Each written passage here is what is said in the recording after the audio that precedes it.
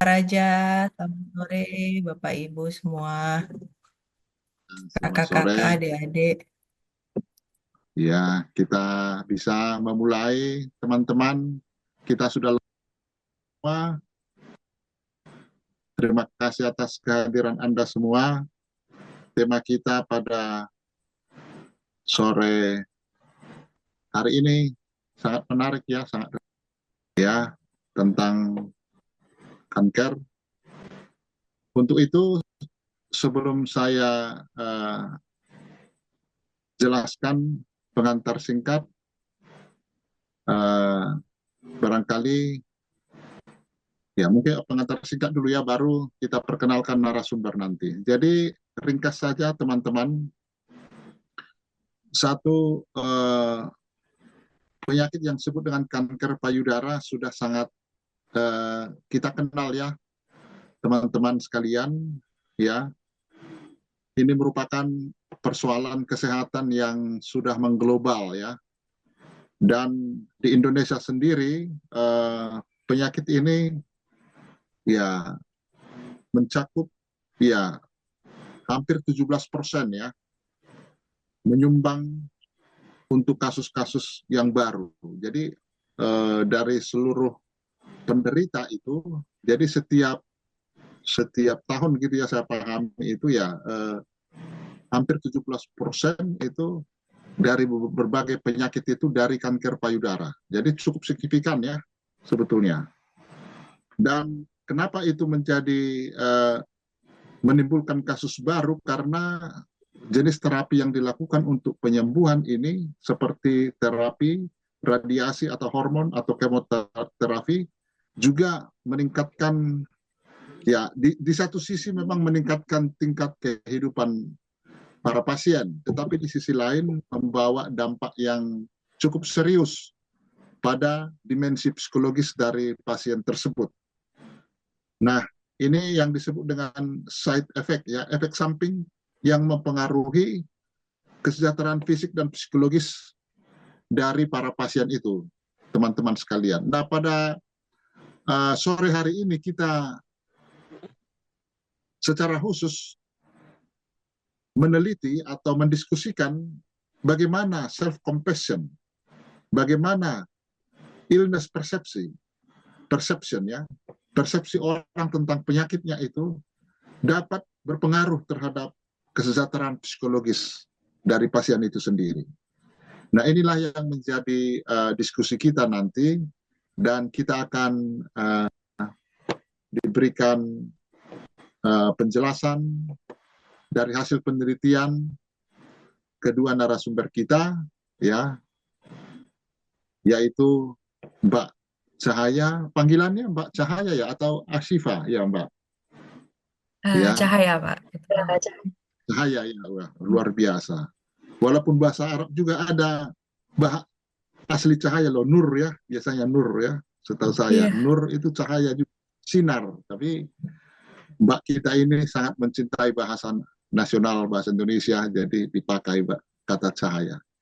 Nah, dan juga ibu yang tidak asing lagi bagi kita adalah Ibu Roswiani.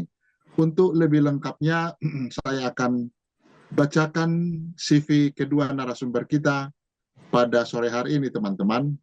Rekan-rekanku yang ada di FDI, mohon ditampilkan slide dari kedua narasumber kita. Nah, ini narasumber kita yang pertama, teman-teman sekalian, adalah Ibu Roswiani, PhD Psikolog. Beliau adalah dosen Fakultas Psikologi Universitas Tarumanegara dari 2006 hingga sekarang. Riwayat pendidikan beliau diawali dengan studi psikologi di Fakultas Psikologi kita dari tahun 1999 sampai 2004 ya. Kemudian dilanjutkan dengan program master khusus di bidang psikologi klinis di Universitas Indonesia ya, Fakultas Psikologi UI, dan sejak tahun 2015 sampai 2019 beliau studi doktor di Radboud Universiteit Nijmegen, Nederland, Belanda ya. Nah, pengalaman akademis beliau tidak lepas dari kegiatan akademis juga sejak kuliah di Untar atau setelah lulus S2 di Untar, persisnya 2006 hingga sekarang beliau adalah dosen psikologi di Universitas Tarumanegara, sekaligus juga menjadi psikolog ya. Dan sejak 2015 pernah menjadi research tamu ya di Radboud Universitas Nijmegen, sekaligus menuntaskan disertasi doktoral beliau. Nah, pada masa-masa akhir, saat-saat akhir di sana, sempat juga menjadi reviewer di Jurnal International Nursing Studies. Sejak 2020 menjadi reviewer di Journal of Applied Gerontology, dan pada tahun yang sama juga reviewer Jurnal Psikologi Ulayat yang ada di Indonesia, yaitu jurnal mengenai psikologi ingenius. Publikasi beliau teman-teman bisa melacak di Google Scholar yang ada dalam link yang paling bawah. Demikian perkenalan pertama dari narasumber kita. Selamat sore Ibu Roswiani, selamat datang di FDI kita. Terima kasih Pak Edisi Raja. Selamat sore. edisi 5 Maret. Selamat sore. Yang kedua adalah narasumber kita, ya, Mbak Cahaya Asyifa MC. Sejarah pendidikan beliau meraih sarjana psikologi dari Universitas Islam Negeri Syarif Hidayatullah di Jakarta ya, di Ciputat dari 2015 sampai 2019. Sesudah itu pada 2021 hingga tahun ini ya, beliau menyelesaikan pendidikan sains psikologi keluarga di Universitas Tarumanegara. Pengalaman kerja setelah menyelesaikan sarjana di UIN, sempat menjadi staf di PT Tritunggal Buana Sejahtera, dan pada tahun itu juga hingga sekarang menjadi peneliti ya dan psikolog freelance di UIN dan Marvelous Institute, dan pada tahun yang lalu sempat menjadi asisten dosen psikologi abnormal di UIN di alma maternya dulu.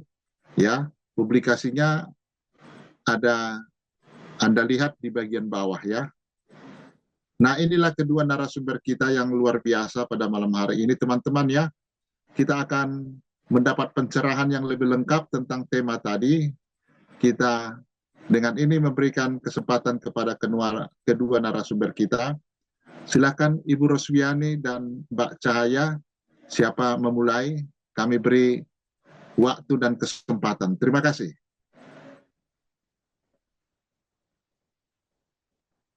Silahkan Cahaya. Baik, Bu Nani, terima kasih. Terima kasih banyak Pak Raja atas perkenalannya. Selamat sore, Pak Raja, Bu Nani, dan juga teman-teman yang ada di forum diskusi ini. Selamat Uh, sore.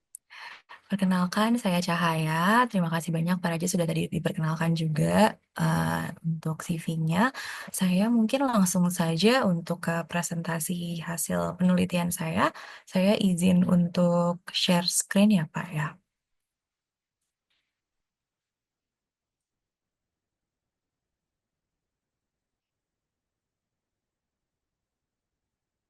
Hmm. Baik, apakah sudah terlihat untuk uh, PowerPoint-nya? Ya, di tempat saya sudah. Baik, kalau gitu semoga semuanya juga sudah bisa melihat ya untuk presentasinya. Saya mulai. Untuk judul penelitian saya sendiri adalah peran illness perception sebagai variabel mediasi dalam hubungan antara self-compassion dan psychological well-being pada pasien kanker payudara yang sedang menjalani pengobatan sebenarnya secara spesifiknya. Untuk penelitian ini saya dibimbing oleh Ibu Rosiani dan juga Ibu Herianti. Oke. Em, Baik, untuk latar belakangnya, kenapa saya memilih untuk meneliti topik ini? Karena di sini saya melihat kalau masalah kesehatan, terutama mungkin kesehatan mengenai penyakit kronis, kanker payudara ini merupakan masalah yang cukup signifikan di baik itu secara internasional maupun itu di Indonesia sendiri. Di tahun 2020 sendiri, itu ada sekitar 2,3 juta kasus baru di seluruh dunianya untuk dari kanker payudara ini gitu. Nah, sedangkan di Indonesia ini bahkan menyumbang sekitar 16,6% dari total kasus kanker itu sendiri di pada tahun 2020 gitu. Dan kasusnya pun juga semakin meningkat ketika saya cek juga kemarin di tahun 2024 juga kasusnya juga terus menerus menyumbang sekitar 15% ataupun 16% untuk kasus barunya dari total kasus kanker. Jadi kalau saya lihat statistiknya itu kalau di Indonesia seperti kanker paru-paru dan yang kedua disusul dengan kanker payudara. Nah, di sini saya juga melihat bahwa namun karena memang kasus barunya ini juga sudah banyak gitu, jadi memang sudah kanker payudara ini memang sudah jadi perhatian gitu untuk dari pemerintah Indonesia sendiri. Jadi untuk researchnya juga sudah banyak dan di mana akhirnya pengobatan-pengobatan yang bisa dilakukan untuk meningkatkan kualitas hidup dari pasien kanker payudara ini juga sebenarnya sudah banyak opsinya gitu, baik itu dari terapi yang memang setelah operasi dilakukan untuk mengangkatnya gitu, terapi seperti radioterapi, terapi hormon ataupun kemoterapi. Ini merupakan sedikit contoh, beberapa contohnya, yang tujuannya itu adalah mengendalikan sel kankernya itu sendiri dan mencegah adanya penyebaran. Nah, tapi ternyata memang dari pengobatannya ini, mereka tetap mengalami yang namanya efek samping. Baik itu efek samping yang fisik maupun yang psikologis. Dari fisik seperti adanya hilang nafsu makan, nyeri, kelelahan, mual, muntah, rambut rontok, dan bahkan juga infertilitas. Dari psikologisnya, ada rasa kecemasan, ketakutan akan perubahan dari tubuhnya, badannya, ada ketakutan juga kecemasan akan kambuh, kankernya itu sendiri muncul kembali. Terus juga adanya stres akibat perubahan gaya hidup dan pekerjaan yang di mana mereka dulunya mungkin bisa memiliki karir yang posisinya lebih tinggi atau mungkin lebih stabil, tapi sekarang mereka harus mencari karir yang tidak terlalu taxing ya, yang tidak terlalu banyak mengambil tenaga karena mereka juga harus bolak-balik untuk tadi melakukan pengobatan di rumah sakit itu sendiri. Jadi memang ada banyak perubahan dalam hidupnya yang bisa menimbulkan dampak-dampak psikologis ini gitu. Nah, jadi dampak ini dapat menurunkan psychological well-being dari pasien itu sendiri, dari kesejahteraan psikologis dari pasien itu sendiri, seiring dengan menurunnya kemampuan mereka untuk tetap berfungsi secara optimal dalam kehidupan sehari-hari. Tuh. Nah, sekarang psychological well-being pada pasien kanker payudara sendiri itu tuh maksudnya kayak gimana sih? Jadi kalau mungkin saya bisa berikan gambaran kenapa awalnya saya tertarik untuk meneliti dari psychological well-being-nya gitu. Karena saya melihat dari orang-orang terdekat saya yang mereka juga mengalami penyakit kronis gitu ya, semakin seperti kanker ataupun jantung gitu. Saya melihat ada perbedaan gitu. Ada mereka yang bisa tetap untuk menjalani hidup dengan senang gitu, dengan bahagia gitu, yang bisa tetap berfungsi gitu dalam kehidupannya.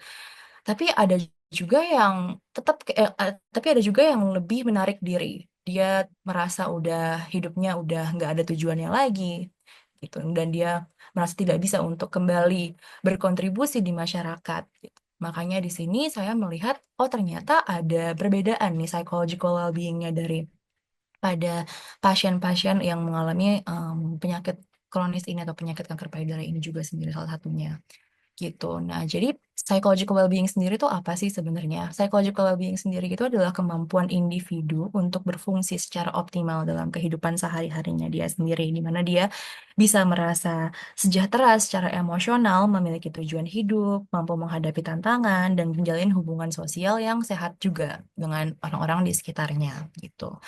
Nah, Kenapa ini bisa berbeda-beda dari setiap orangnya? Karena ada faktor-faktor yang tentunya mempengaruhi, baik itu dari faktor seperti faktor demografi, yaitu faktor usia, status pernikahan, pekerjaan, status ekonomi, ataupun juga kalau untuk khusus dari kankernya ini sendiri, eh, yang penelitian-penelitian yang sudah sebelumnya melakukan penelitian pada pasien kanker payudara menemukan adanya perbedaan, adanya faktor seperti jenis pengobatan, stadium kanker, waktu diagnosis, dan durasi pengobatan itu sendiri yang bisa mempengaruhi tinggi rendahnya psychological well-being dari individu atau pasien kanker payudara.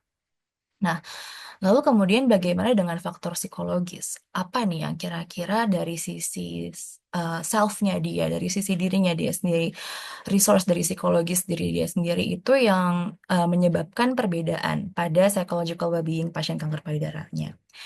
Salah satu variabel yang saya tertarik untuk teliti adalah self-compassion. Self-compassion ini adalah sikap dari seseorang di mana sikapnya itu merupakan sikap penerimaan dan kebaikan terhadap diri sendiri saat menghadapi penderitaan. Jadi kata kuncinya sebenarnya adalah di saat menghadapi penderitaan. Jadi kalau diartikan secara bahasa sebenarnya self itu adalah diri dan compassion itu adalah belas kasih gitu. Jadi di sini compassion mungkin kita sering dengar kata-kata kasih sayang, di mana kita memberikan kasih sayang yang biasanya memang ditujukannya kepada orang lain gitu. Nah, tapi self compassion ini berarti kita menunjukkan kasih sayang yang biasanya kita tujukan kepada orang lain itu kepada diri kita sendiri, terutama itu pada saat kita sedang menghadapi kesulitan atau penderitaan dalam kehidupan, seperti ya menghadapi penyakit kanker ini gitu. Nah, untuk self compassion ini sendiri terdiri dari tiga komponen, yaitu ada self kindness. Self kindness ini adalah bersikap lembut dan penuh pengertian kepada diri sendiri. Jadi bukan mengkritik diri sendiri secara berlebihan. Jadi ketika kita menghadapi kesulitan, bukannya kita terus-terusan menyalahkan diri kita seperti kayak, oh ya, saya memang orangnya tidak mampu, saya tidak bisa untuk menghadapi kesulitan ini, bukan seperti itu gitu. Tapi kita memberikan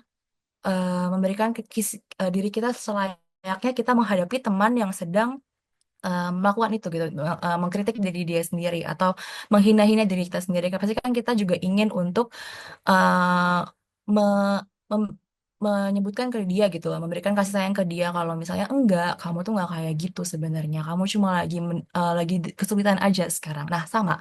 Tapi saat ini adalah self kindness berarti kita yang harus bisa untuk melakukan itu sendiri ke diri kita sendiri gitu. Kemudian adalah common humanity. Common humanity ini adalah menyadari bahwa penderitaan adalah bagian dari pengalaman manusia. Jadi memahami bahwa semua orang itu menghadapi tantangan dalam hidupnya. Dan kita itu nggak sendirian menghadapi tantangan ini gitu. Yang ketiga adalah mindfulness, di mana kita mengamati atau kita benar-benar sadar gitu, present, hadir gitu untuk menerima emosi ataupun pikiran yang ada yang hadir dalam diri kita tanpa berlebihan ataupun menyangkalnya. Jadi mungkin ketika kita merasakan adanya rasa sakit yang dirasakan, itu kita terima. Kita acknowledge, kita sadari kalau kita sedang merasakan sakit atau kita sedang merasakan penderitaan dalam kehidupan kita. Namun tetap kita coba untuk regulasi emosi itu dengan seimbang, dalam artian tidak terlarut dalam penderitaan itu sendiri. Gitu. Kemudian selanjutnya, variabel selanjutnya yang saya teliti adalah illness perception, yaitu merupakan cara pasien memahami penyakit dan pengobatan yang dijalaninya. Di mana ini dia, gimana pasien itu memandang penyebab, dampak, serta harapan dia terhadap penyakit yang sedang dialaminya itu sendiri. Di sini ada penelitian-penelitian sebelumnya yang mengenai illness perception terhadap kesejahteraan psikologis, di mana kalau misalnya persepsinya positif, eh, biasanya kesejahteraan psikologis pasien pun juga lebih tinggi. Sedangkan yang negatif biasanya lebih rentan terhadap kecemasan dan depresi. Ada beberapa elemen yang termasuk dalam illness perception itu sendiri, yaitu ada identitas, di mana label yang dia berikan terhadap diagnosanya itu.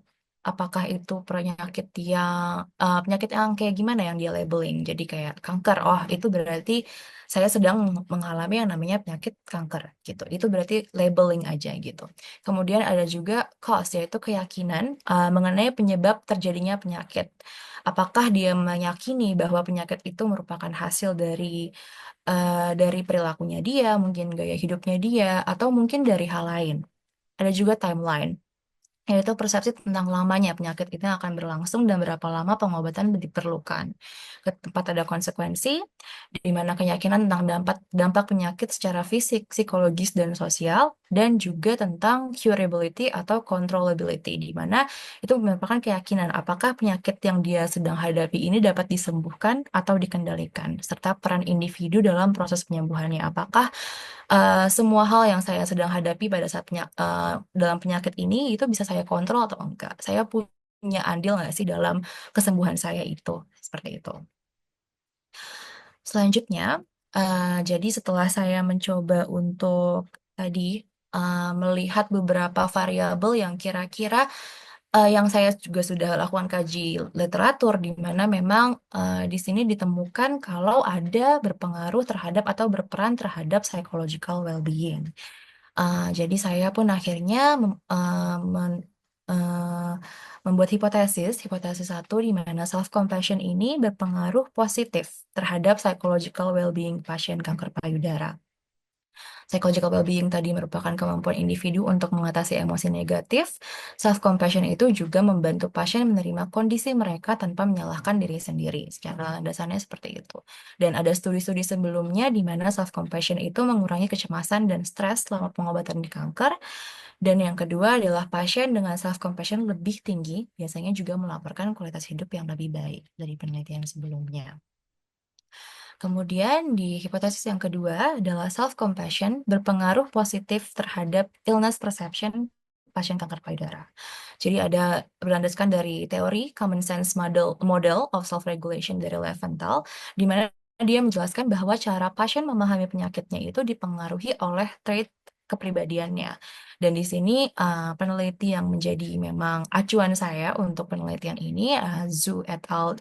2020, itu dia meneliti self compassion sebagai sikap atau trait dari yang diteliti gitu. Dan di sini ditemukan kalau self compassion ini dalam membentuk illness perception yang lebih berperan dalam membentuk illness perception yang lebih positif dan mengurangi stres. Di sini bahwa justru pasien memiliki tantangan yang dapat dihadapi, bukan ancaman yang tidak bisa dikendalikan. Seperti itu. Ah, kemudian, hipotesis yang ketiga adalah illness perception berpengaruh positif terhadap psychological well-being pasien kanker payudara.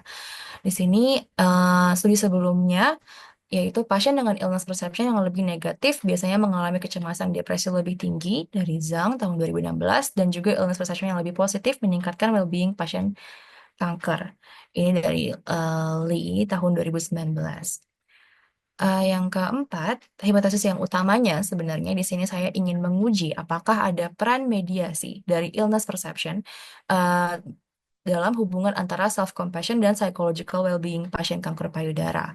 Karena di sini penelitian sebelumnya dari Zhu tahun 2020, dia menemukan bahwa self-compassion meningkatkan illness perception yang positif dan kemudian meningkatkan psychological well-being. Jadi di sini ditemukan kalau misalnya ternyata ada mekanisme yaitu illness perception ini yang menjembatani hubungan antara self-compassion dan psychological well-being gitu. Dan di sini ditemukan bahwa pasien dengan self-compassion tinggi memiliki illness perception yang positif sehingga mengalami lebih sedikit gejala psikopatologis. Begitu juga dijelaskan bahwa illness perception yang positif itu biasanya mereka jadi lebih mampu untuk mengatur emosi dan mempertahankan well-being selama pengobatan. Yang membedakan adalah di sini di Zoom menggunakan depresi dan kecemasan untuk melihat well-being-nya dari pasien kanker payudara, sedangkan pada penelitian ini saya menggunakan variabel psychological well-being untuk mengukur psychological well-being pada pasien kanker payudara. Seperti itu. Jadi di sini merupakan bagian kerangka berpikir penelitian saya. Ada self-compassion memiliki hubungan langsung terhadap psychological well-being, self-compassion juga memiliki hubungan langsung terhadap illness perception memiliki hubungan langsung terhadap psychological well-being, namun juga bisa dijembatani oleh ada peran oleh illness perception itu di hipotesis utama saya. Gitu. Untuk metode penelitiannya, di sini saya menggunakan desain kuantitatif, non-eksperimental, dan korelasional untuk meneliti hubungan antara self-compassion, illness perception, dan psychological well-being. Untuk jumlah sampelnya memang tergolong sedikit, 89 pasien kanker payudara, usianya 28 sampai 66 tahun. Teknik samplingnya adalah purposive sampling, yang memilih peserta berdasarkan kriteria tertentu. Kriterianya itu sendiri adalah pasien yang menjalani terapi pasca operasi, yaitu kemo, terapi hormon, radioterapi, atau terapi target. Untuk karakteristik demografinya yang mengikuti penelitian saya, itu usianya 85% berusia 41 sampai 60 tahun, pendidikannya rata-rata mayoritas merupakan pendidikan terakhir SMA, status pernikahannya mayoritas penikah, pekerjaannya kebanyakan merupakan ibu rumah tangga, status ekonominya menengah ke bawah 50%, stadium kankernya kebanyakan ada di stadium 3 dan stadium 2, jenis pengobatannya mayoritas sedang menjalani kemoterapi, tingkat efek samping pengobatannya ini self-report, mereka mengalami efek samping ringan kira-kira 45% dari partisipan. Oke. Untuk instrumen penelitiannya sendiri, saya menggunakan 3 skala, yaitu skala psychological well-being dari RIF, yang isinya adalah 42 item, self-compassion scale yang 26 item untuk mengukur self-compassion, dan brief illness perception questionnaire itu berisi 8 item. Dan memang di sini untuk dari segi reliabilitasnya untuk illness perception itu tergolong cukup, jadi tidak terlalu baik, tidak terlalu tinggi ya untuk reliabilitasnya sendiri. Untuk lokasinya, saya melakukannya di rumah sakit kanker, salah satu rumah sakit kanker di Jakarta, selama kira-kira 1 bulan, dari bulan Mei ke Juni 2022. Metodenya adalah kuesioner diberikan kepada partisipan sesuai dengan kriterianya. Untuk analisis datanya, saya menggunakan regresi linear untuk menguji hipotesis 1-3, analisis mediasi untuk menguji hipotesis 4, dan uji tambahan seperti t-test dan ANOVA untuk melihat pengaruh dari faktor demografi. Oke. Untuk hasilnya, di sini ternyata saya menemukan bahwa tidak seluruh hipotesis saya bisa diterima. Di mana di sini, iya, saya betul menemukan self-compassion memang memiliki berperan signifikan terhadap psychological well-being. Begitu juga self-compassion juga berperan signifikan terhadap illness perception, walaupun memang tidak terlalu banyak, tidak terlalu tinggi ya, hanya sekitar 3%. Hanya sekitar 9,4%. Sedangkan untuk self-compassion sendiri adalah 61%. Namun di sini saya menemukan bahwa ternyata tidak sesuai dengan yang saya duga ataupun juga dari penelitian-penelitian sebelumnya bahwa illness perception itu tidak berpengaruh signifikan terhadap psychological well-being. Begitu juga karena memang di sini tidak ditemukan adanya peran terhadap illness perception terhadap psychological well-being, maka tidak ditemukan juga peran mediasi itu dari hubungan self-compassion dan psychological well-being. Seperti itu. Nah, jadi di sini berarti kesimpulan penelitian saya adalah self-compassion itu secara langsung meningkatkan kesejahteraan psikologis pasien kanker payudara. Dan meskipun illness perception tidak memediasi hubungan ini, self-compassion tetap dapat membantu pasien memiliki pandangan yang lebih positif terhadap penyakitnya, karena tadi memiliki sedikit sumbangan peran terhadap illness perception-nya itu. Nah, kenapa saya pun akhirnya mencoba mencari tahu gitu, kira-kira kenapa alasannya illness perception ini tidak memediasi hubungan. Yang pertama mungkin juga saya coba analisis karena memang ada pengaruh dari bedanya. Ini yang berbeda dengan penelitian sebelumnya yang saya lihat gitu, di mana mereka ada hubungannya, hasilnya itu ada hubungannya, atau ada peran mediasinya gitu dari illness perception pada hubungan antara self compassion dan gejala depresi dan kecemasan. Sedangkan di sini tidak. Yang saya duga apa yang membuat perbedaannya adalah dari jumlah sampelnya juga tadi. Yang kedua juga dari perbedaan demografi, di mana di situ mereka penelitian sebelumnya yang dilakukan oleh Zhu itu melakukannya di beberapa negara, di Cina, Korea, Jepang. Sedangkan di sini saya memang hanya menggunakan satu lokal rumah sakit, gitu dengan kondisi memang yang mungkin jenisnya lebih lebih seragam ya, nggak terlalu bervariasi gitu. Dan juga kemudian ada masalah lain yaitu alat ukurnya. Alat ukurnya di sini yang saya gunakan adalah Brief Illness Perception yang merupakan sebenarnya singkatnya, versi singkatnya dari Illness Perception Questionnaire Revision itu yang IPQR yang digunakan pada penelitian sebelumnya. Karena alasannya adalah saya tidak memungkinkan bisa menanyakan kepada pasien dengan jumlah jumlah item yang terlalu banyak. Makanya saya menggunakan yang briefnya tadi. Seperti itu. Itu merupakan alasan kira-kira kenapa eh, hasil penelitian saya tidak sesuai dengan penelitian yang sebelumnya sudah dilakukan. Namun di sini saya pun tetap mencoba untuk menganalisa kira-kira apa nih implikasi dari penelitian saya sendiri, yaitu di sini saya tetap menemukan bahwa self compassion merupakan sumber daya psikologis yang sangat berguna, sangat bermanfaat. Baik itu dalam membentuk illness perception yang lebih adaptif dan juga meningkatkan psychological well-being pasien kanker payudara. Jadi di sini saya juga menduga dari karena memang illness perception yang diukur di sini adalah tadi karena dari tadi kan dilihat dari bagaimana dia melabel penyakitnya ini dan juga bagaimana dia melihat uh, long term atau short term dan juga efeknya dia, konsekuensinya dia terhadap kehidupannya dia gitu. Dan memang illness perception ini kesannya secara yang positif. Jadi kesannya kalau misalnya positif tuh berarti kalau gitu pasien harus melihat penyakit tersebut sebagai hal yang tidak terlalu mengancam gitu. Sedangkan berarti kalau yang saya bisa asumsikan berarti dari partisipan penelitian saya ini eh penya- mereka bukan berarti pasien-pasien di sini walaupun mungkin mereka tidak memiliki persepsi terhadap penyakitnya itu yang positif, dalam arti mereka tetap merasa bahwa penyakit yang mereka hadapi ini merupakan penyakit yang memang mengancam atau mungkin juga sangat berdampak pada kehidupan mereka gitu. Nah, tapi bukan berarti mereka tidak bisa untuk well-being karena mereka masih memiliki yang namanya tadi self-compassion itu. Self-compassion mereka yang bisa membantu mereka untuk bisa memiliki mungkin persepsi yang lebih adaptif, bukan positif dalam artian ini. Jadi di sini juga merupakan keterbatasan penelitian saya di mana persepsi illness perception yang dicakup di sini adalah illness perception yang bukan lebih ke adaptif, tapi lebih ke positif atau negatif. Gitu. Adaptif dalam artian tetap meyakini bahwa penyakit ini merupakan hal yang memang mengancam gitu.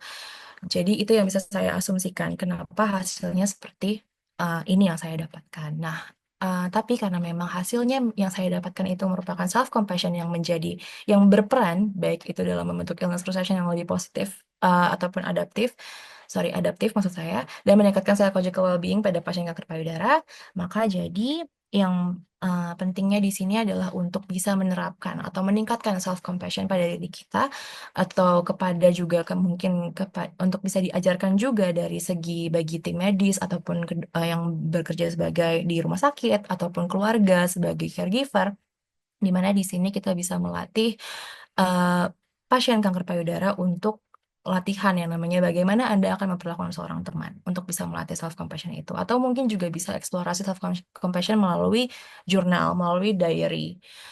Dan di sini juga ada pendekatan holistik, di mana juga saya mengharapkan bisa adanya dalam perawatan pasien kanker payudara itu tidak hanya secara difokuskan secara medis, namun juga dari secara psikologisnya. Dan arah penelitian selanjutnya yaitu perlu eksplorasi mediator lain seperti dukungan sosial ataupun strategi coping lainnya untuk memahami lebih dalam hubungan antara self-compassion dan psychological well-being. Seperti itu. Oke, mungkin sekian untuk presentasi saya mengenai penelitian yang saya lakukan dengan Bu Nani dan juga Ibu Herianti. Terima kasih atas waktunya dan kesempatannya. Mohon maaf kalau ada kekurangan atau salah kata. Untuk waktu dan tempat, saya persilakan kembali ke Pak Raja. Terima kasih banyak. Baik, terima kasih. Kita tepuk tangan dulu untuk Mbak Cahaya yang telah mencerahkan kita terkait penelitian beliau terhadap pasien kanker payudara ya, bagaimana mereka memahami self compassion dan bagaimana self compassion yang mereka miliki itu bisa memperoleh persepsi yang tepat mengenai penyakit mereka, dan dengan demikian bisa pada saat yang sama meningkatkan kesejahteraan psikologisnya. Luar biasa ya. Nanti hal-hal yang masih penasaran teman-teman boleh kita tanyakan ya. Jadi banyak hal bisa kita tanyakan, kenapa hasilnya seperti itu dan seterusnya.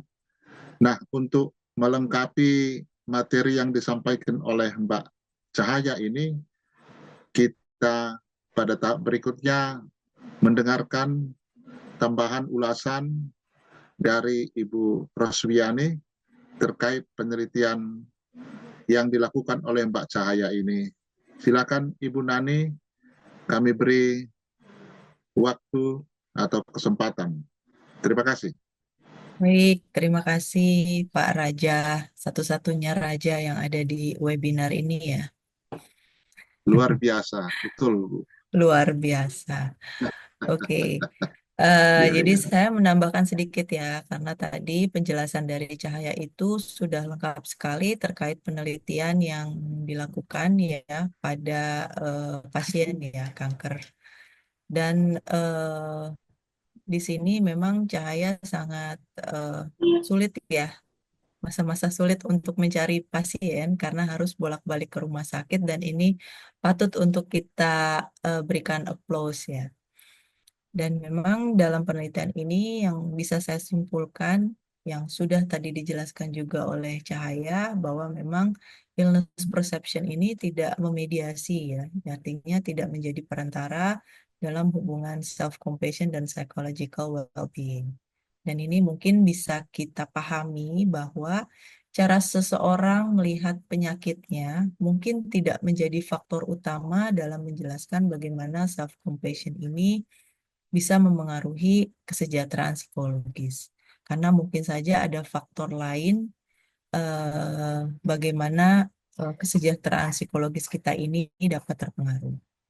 Lalu self-compassion ini sebenarnya dari penelitiannya Cahaya, ini cukup membantu pasien yang memiliki illness perception yang lebih baik.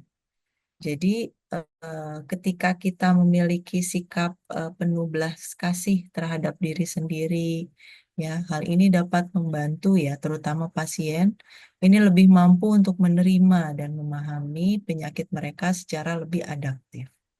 Bayangkan ketika kita sakit dan kita ngedumel terus, apa sih yang terjadi?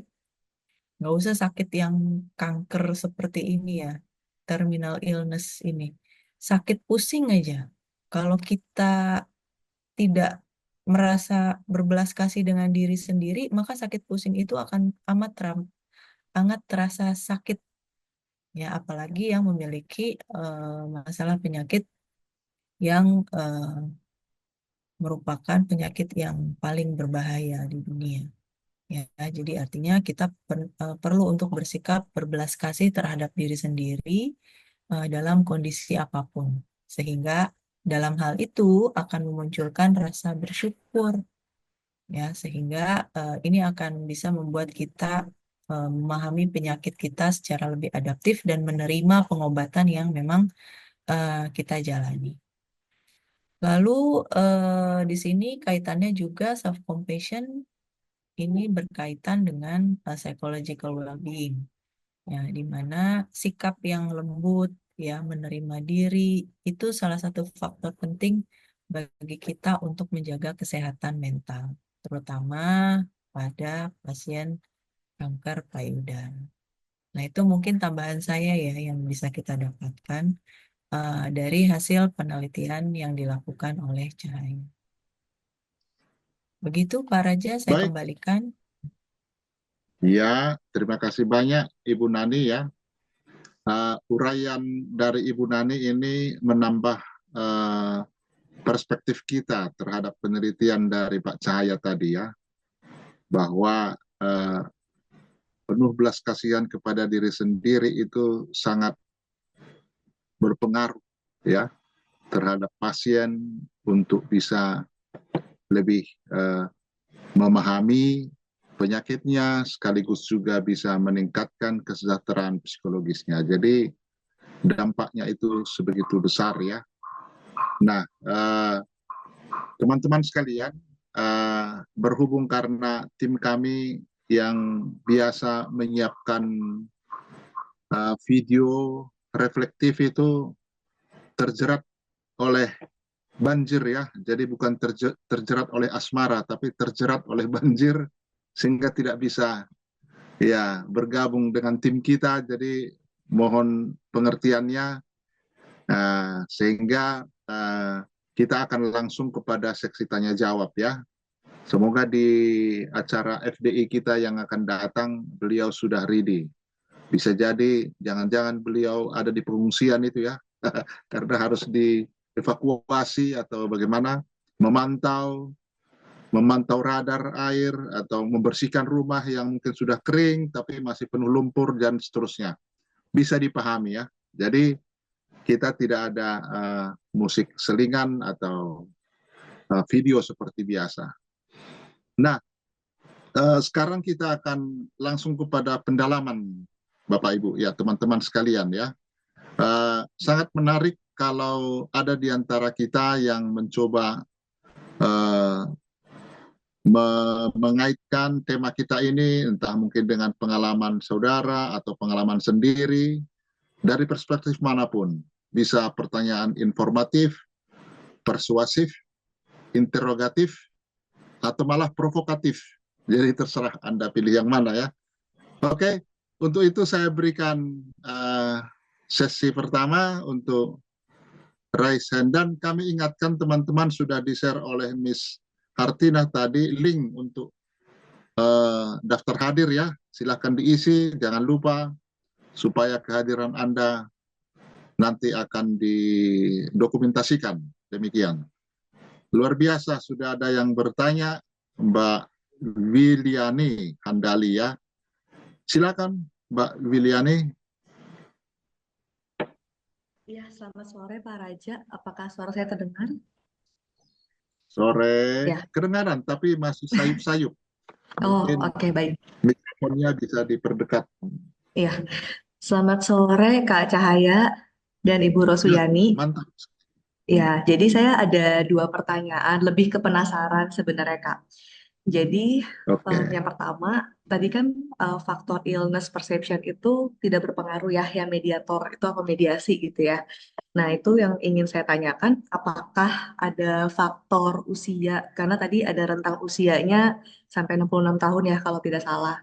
Apakah itu mempengaruhi illness perception dari pasien penderita kanker? Karena mungkin merasa karena usianya udah lanjut atau gimana. Terus pertanyaan yang kedua itu apakah ada hambatan pada saat pengambilan data untuk variabel self compassion, terutama yang tadi kembali lagi untuk usia yang di atas 50 tahun karena berkaitan dengan usia tadi seperti itu, Kak Cahaya. Terima kasih.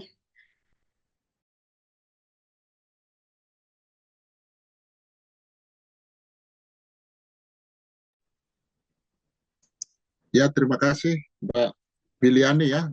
Jelas ada dua pertanyaan terkait usia dari subjek ya. Jadi ada lagi yang bertanya, biar sekaligus kita paketkan supaya kita kirim kepada dua narasumber kita. Kalau tidak ada juga tidak apa-apa, langsung kedua pertanyaan ini sekarang ditanggapi ya. Ya. Oke, jadi untuk pemanasan barangkali bisa langsung ditanggapi Mbak Cahaya dan Ibu Roswiani nanti bisa menambahkan. Silakan Mbak Cahaya. Ya, baik Pak Raja, terima kasih. Baik Kak Wiliani, terima kasih banyak untuk pertanyaannya.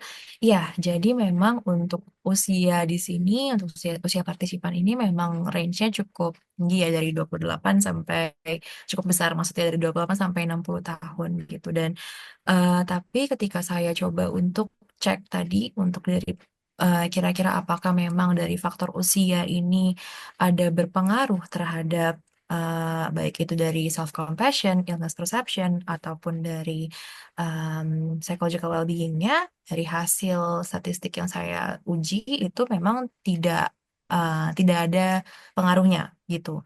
Jadi di sini tidak ada pengaruh yang signifikan yang mempengaruhi apakah usia ini juga bisa berkontribusi terhadap bagaimana seseorang tadi ya, bagaimana dia menerapkan mungkin persepsi memandang penyakitnya itu karena dia 60 tahun itu dia merasa ya udahlah ya memang sudah tua gitu, penyakit tua yang memang dia harus hadapi gitu. Tapi memang dari hasil statistiknya sendiri itu saya tidak menemukan untuk dari terutama di partisipan penelitian saya gitu.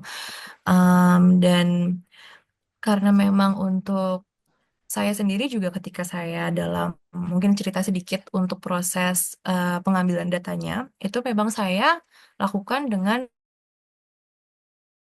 ini merupakan pasien, saya juga melakukannya di rumah sakit. Jadi memang satu-satu saya tanya jawab gitu. Jadi mereka ada beberapa pasien yang tidak mampu untuk menjawab sendiri dengan pen and paper gitu ya. Jadi mereka harus saya tanya secara lisan gitu, dan saya juga harus bisa memastikan kalau partisipannya itu yang memang tadi dari usianya mungkin usia yang sudah lebih di 60 tahun tadi juga paham dengan apa yang saya tanyakan dengan konteksnya gitu. Seperti mungkin juga sekalian saya menjawab yang pertanyaan kedua dari Mbak Wilayani tadi untuk hambatannya. Ini termasuk dari hambatannya kenapa yang menyebabkan penelitian saya juga membutuhkan waktu yang cukup lama gitu. Karena di sini saya memang harus benar-benar, dan juga partisipannya juga jumlahnya tidak bisa banyak ya, tidak bisa 100 atau lebih dari 100 gitu.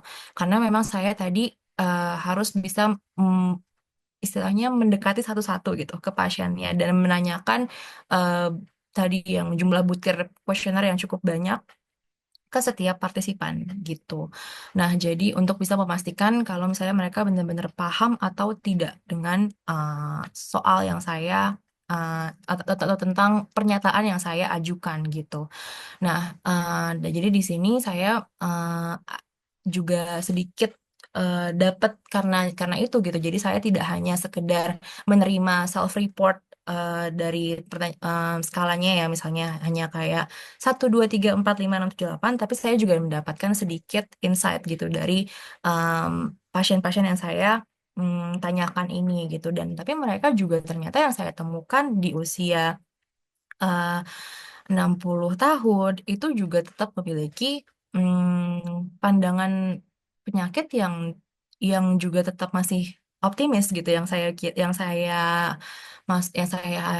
asumsikan masih termasuk yang adaptif gitu, dalam artian mereka merasa penyakit ini masih bisa diobati, dan saya juga rajin untuk datang ke rumah sakit untuk bisa mendapatkan pengobatan itu gitu. Jadi untuk dari partisipan yang saya temukan kebanyakan memang yang seperti itu, baik itu yang usianya lebih muda ataupun yang lebih tua.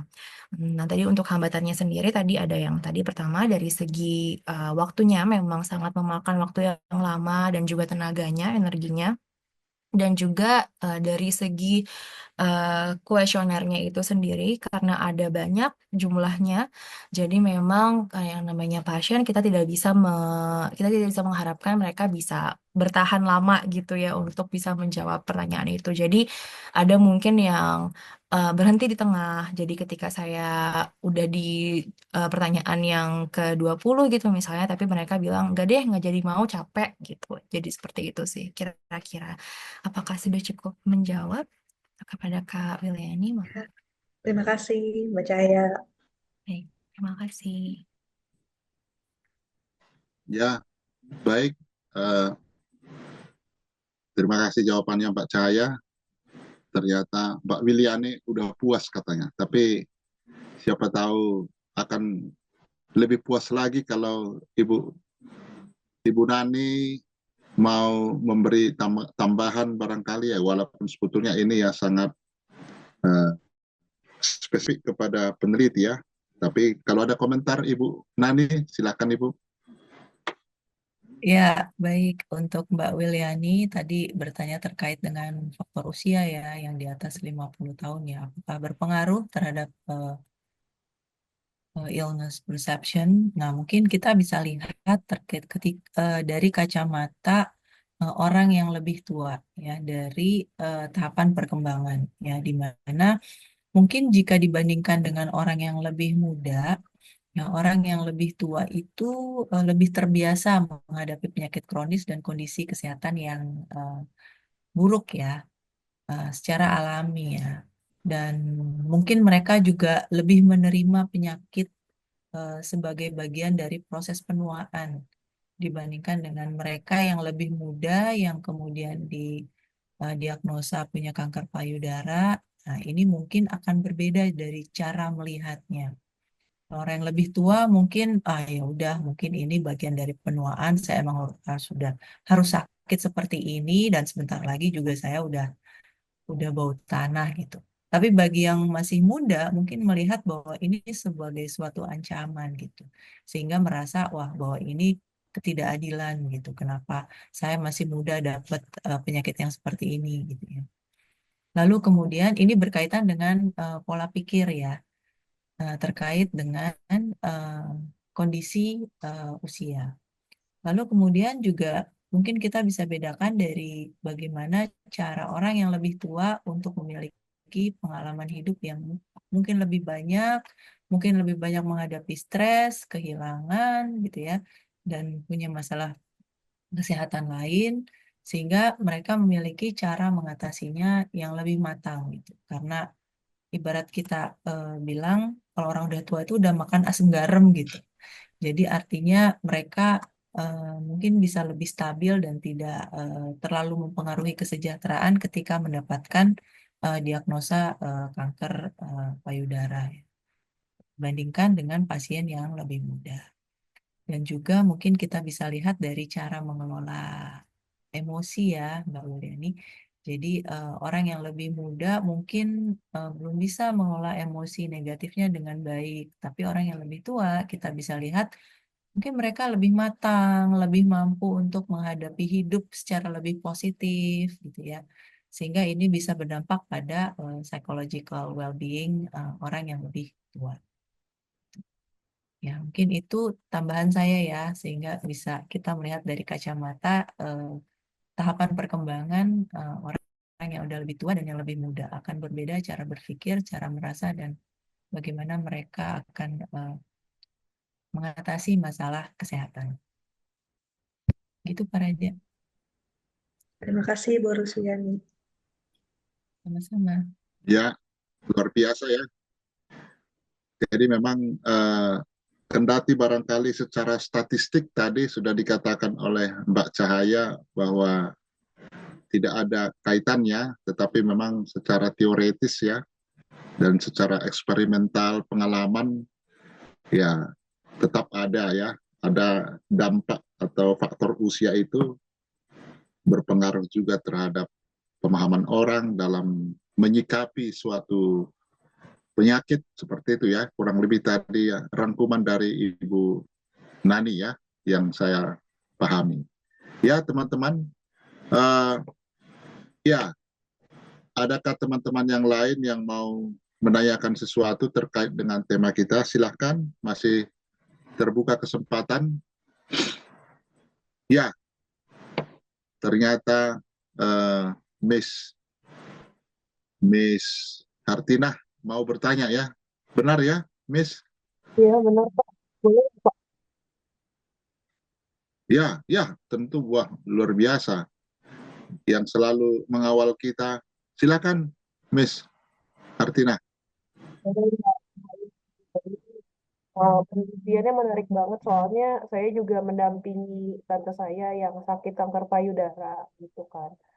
Jadi bisa relate gitu dengan tadi pembicaraan yang dibahas gitu. Nah, ada beberapa hal yang saya penasaran dan saya ingin tanyakan.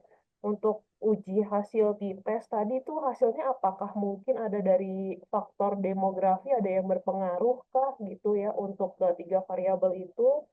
Terus yang saya ingin tanyakan, karena kan Karena ini menarik sekali ya, kenapa bisa sekali illness perception itu tidak berpengaruh terhadap PWB, itu saya penasaran ya.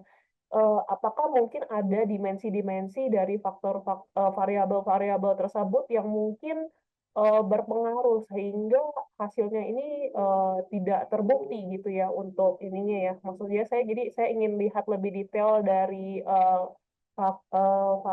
dari per variabel itu faktor-faktor atau dimensinya hasil seperti apa. Terus saya ingin tanyakan mengenai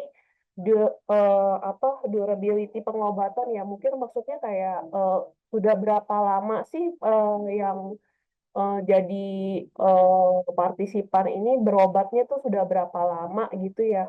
Apakah mungkin ada yang baru atau ya mungkin sudah lama mereka berobatnya itu juga mungkin saya merasa ada faktor yang mungkin berpengaruh ya terhadap illness perception. Lalu yang saya ingin tanyakan lagi karena apakah dari secara karena saya juga yang balik lagi ke yang tentang curability yang di illness perception itu ya, apakah penyakitnya itu memang secara medis masih bisa disembuhkan atau ada at some point itu yang udah kankernya udah stadium lanjut sehingga dia bukan bukan curability lagi tetapi dia lebih ke paliatif gitu ya untuk meningkatkan kualitas hidupnya pasiennya. Itu aja ya.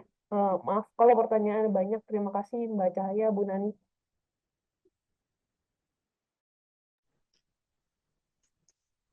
Oke, baik.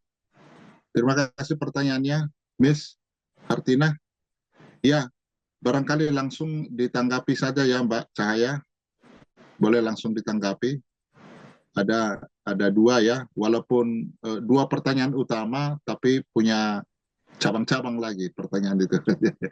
Punya sampiran. Ya, silakan Mbak Cahaya. Ya, terima kasih banyak untuk Kak Hartina untuk pertanyaannya. Jadi tadi kalau yang saya tangkap berarti pertanyaan yang pertama itu adalah dari eh, bagaimana dimensi-dimensinya itu ya. Illness perception itu bagaimana illness perception dimensi-dimensinya ini apakah memang mungkin ada mereka ini punya peran-perannya tersendiri gitu terhadap psychological well-being-nya itu gitu. Nah, ini memang salah satu mungkin juga keterbatasan dari penelitian saya karena tadi saya menggunakan alat ukurnya yang saya sebutkan adalah yang brief illness perception questionnaire. Jadi saya tidak menggunakan yang full kuesionernya untuk menguji illness perception itu. Akhirnya saya hanya bisa menggunakan skor total dari illness perception-nya itu sendiri. Jadi saya tidak bisa membedakan dari yang segi tadi per dimensinya. Apakah memang per dimensinya itu sendiri ada peran-perannya terhadap psychological well-being ataupun terhadap self-compassion-nya dari pasien kanker payudara itu. Seperti itu. Jadi yang saya gunakan adalah skor totalnya. Ketika saya melakukan analisis skor total apakah memang illness perception-nya itu secara total dia yang positif atau yang negatif gitu. Jadi akhirnya sorry. Jadi akhirnya ada informasi yang belum bisa tergali di situ dari penelitian saya karena memang tadi alat ukur yang saya gunakannya gitu. Tapi itu memang menarik gitu. Itu juga salah satu hal yang jadi saya rekomendasikan juga untuk ke penelitian selanjutnya apabila ingin digali lagi gitu karena memang kemungkinan besar itu yang menjadi masalahnya gitu ketika saya menggunakan skor total gitu karena saya menggunakan skor total itu akhirnya saya hasilnya pun tidak sesuai dengan penelitian-penelitian sebelumnya gitu karena penelitian sebelumnya dia menggunakan tadi yang IPQR itu dan dia akhirnya juga bisa membedakan skor per dimensinya itu kayak gitu. Kemudian untuk yang kedua, untuk yang masalah tentang data demografi. Data demografi seperti durasi pengobatan. Kalau untuk yang durasi pengobatannya ini, itu saya kebanyakan mendapatkan yang, sorry, saya coba cek kembali, hmm, itu yang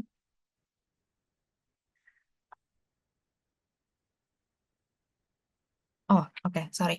Jadi untuk durasi pengobatannya sendiri memang ternyata saya tidak mencantumkan untuk tahunnya, untuk pertanyaannya. Tapi di sini saya memang menggunakannya itu lebih ke stadium, stadium dari pasien kanker payudaranya, di mana itu dia, di mana kebanyakan dari mayoritas adalah di stadium 2 dan stadium 3 gitu. Jadi memang untuk durasinya itu merupakan informasi yang juga saya ternyata saya tidak gali, tidak saya tanyakan kepada pasien kanker kepada partisipan saya gitu. Dan jadi saya di sini memang mengacu kepada bagaimana tingkat keparahannya dari pasien tersebut dan juga tipe pengobatannya itu sendiri. Apakah memang dia menerima kemoterapi saja atau radiasi juga, kemoterapi radiasi, kemoterapi terapi hormon dan lain sebagainya gitu. Dan tapi untuk dari hasil uji demografinya, uji titasnya itu sendiri, yang memiliki peran signifikan untuk ke psychological well-being-nya itu hanyalah dari tingkat keparahan. Di mana tingkat keparahan di sini yang saya temukan yang memiliki peran signifikan, baik itu mereka merasa di mana semakin semakin dia merasa tingkat keparahannya itu semakin tinggi, maka psychological well-being-nya semakin rendah. Itu sih kalau dari hasilnya, kira-kira sebegitu. Um, ya, mungkin dari saya Baik, kembalikan kembali kepada Pak Raja. terima kasih Mbak Cahaya. Bagaimana Miss Hartina, cukup mencerahnya?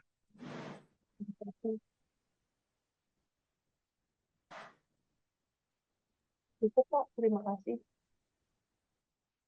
Ya, baik. Kalau ada tambahan Ibu Ros, tambahan komentar. Ya, Pak Raja, tadi mungkin saya lebih menambahi yang pertanyaan terakhir ya, apakah memang pasien yang Ya, ya. sudah lama sakit gitu ya, biasanya lebih pengobat penanganannya lebih kemana gitu ya, kuratif atau yang paliatif gitu ya. Jadi memang kalau pendekatan paliatif itu kan lebih meningkatkan kualitas hidup ya. Jadi dengan mengelola gejala, mengurangi rasa sakit dan mencoba untuk mengurangi rasa sakitnya gitu, daripada menyembuhkan penyakitnya.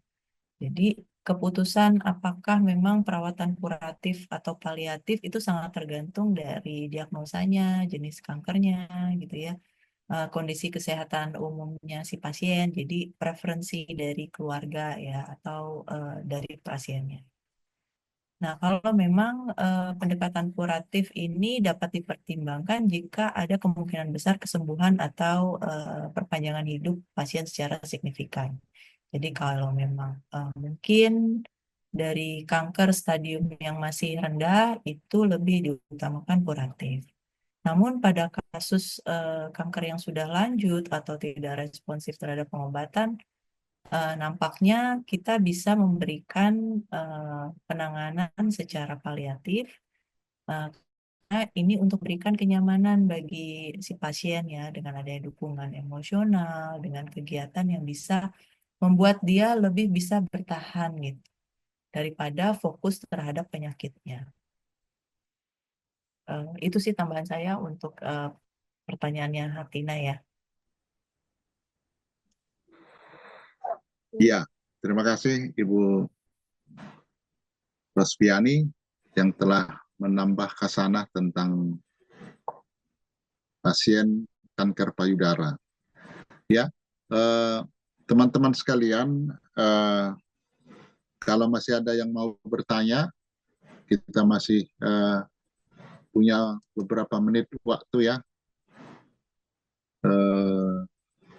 Ya kita cukup banyak sore ini loh, saya luar biasa, hampir 30 semua ya. Kita 30 semua termasuk saya sendiri, luar biasa.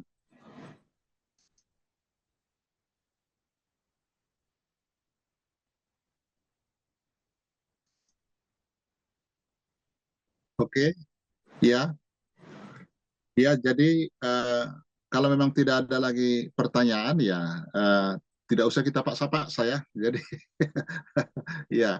Nah, saya sendiri melihat bahwa saya sebagai moderator melihat tema ini sangat penting ya, karena sebetulnya walaupun yang kita bahas di sini adalah menyangkut kanker payudara ya orang mendengar kata kanker saja udah seram begitu ya, karena banyak penyakit yang lain.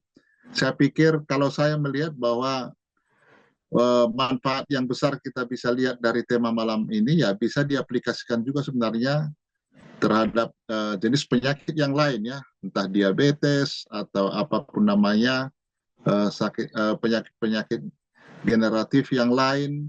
Bagaimana self-compassion seseorang itu sangat memegang peran penting. Saya melihat di situ. Maka teman-teman misalnya yang punya rencana atau mencari tema-tema penelitian, sebenarnya ini kesempatan yang sangat baik ya, khususnya bidang psikologi klinis ya. Jadi masih banyak yang bisa kita gali, juga termasuk dari keterbatasan yang sudah yang dikemukakan oleh Mbak Cahaya tadi. Jadi kalau ada teman-teman yang berminat untuk melanjutkan penelitian ini sebenarnya bagus banget ya. Ya, khususnya teman-teman yang ada di semester pertama atau kedua ya. Kalau semester berikutnya barangkali sudah jelas topiknya apa ya. Oke. Baik, saudara-saudara sekalian, bila tidak ada lagi pertanyaan, maka saya mau mengucapkan terima kasih sekali lagi kepada dua narasumber kita pada sore hari ini yang membantu kita untuk memahami kaitan antara self-compassion, illness perception, dan psychological well-being ya pada pasien kanker payudara ya. Jadi dari situ kita sangat terbantu, khususnya bagi teman-teman yang berminat pada cabang psikologi klinis ya. Ini sangat mencerahkan sekali. Baik, sekali lagi terima kasih Ibu Nani dan juga Mbak Cahaya ya. Nah, sebagai ritual terakhir yang selalu kita lakukan adalah penyerahan sertifikat ya. Untuk itu teman-teman dari FDI, kita mau menyerahkan sertifikat sekarang kepada kedua narasumber kita. Tolong ditampilkan sertifikatnya lewat Zoom kita ya. Pertama, sertifikat kita serahkan kepada Mbak Cahaya Asita MC atas peran sebagai narasumber pada FDI kita edisi 5 Maret pada hari ini. Mohon diterima Mbak Cahaya. Ini dari Kaprodi Pak Tommy. Ditandatangani oleh Pak Tommy. Silakan Mbak Cahaya, mohon diterima. Ya, terima kasih banyak Pak Raja. Kesempatannya. Oke, baik. Sudah diterima. Filenya akan meluncur segera ke email Mbak. Yang kedua, sertifikat yang kedua kita berikan kepada Ibu Roswiani PhD, psikolog, sebagai narasumber pada FDI kita edisi Makasih, 5 Pak. Maret. Silakan Ibu Nani menambah koleksi Makasih, saya sertifikat. terima. Ya, sama-sama. Baik, dengan penyerahan kedua sertifikat ini, teman-teman sekalian, berakhirlah FDI kita pada sore hari ini. Ya, kita akan bertemu kembali minggu depan dengan tema masalah pendidikan ya, psikologi pendidikan. Jadi teman-teman yang menggeluti psikologi pendidikan pasti akan tertarik pada tema kita minggu yang akan datang. Linknya akan menyusul. Terima kasih atas partisipasi kita semua pada sore hari ini, khususnya kedua narasumber kita. Sampai bertemu kembali minggu depan. Sebelum kita berpisah, mungkin perlu difoto dulu ya, Miss, sebagai dokumentasi. Saya dokumentasi, Pak. Ya, Sudah, Pak. Sudah saya dokumentasi, Pak. oh, sudah ya. Oh, tidak terasa itu kameranya, klik-kliknya. Wah, luar biasa. Digital sekarang ini, saya sudah siap-siap. Saya buat senyum yang paling bagus. Oh, rupanya sudah difoto tadi. Oke, terima kasih Miss Sartina. Baik, teman-teman sekalian, selamat sore, sukses selalu, dan teman-teman yang akan berbuka puasa, selamat membuka puasa dan selamat puasa untuk hari-hari berikutnya. Ya, selamat sore, sampai Terima kembali. kasih Pak Raja, selamat sore. Terima kasih. Cahaya. Terima kasih, Pak Terima Raja. kasih, Pak Raja.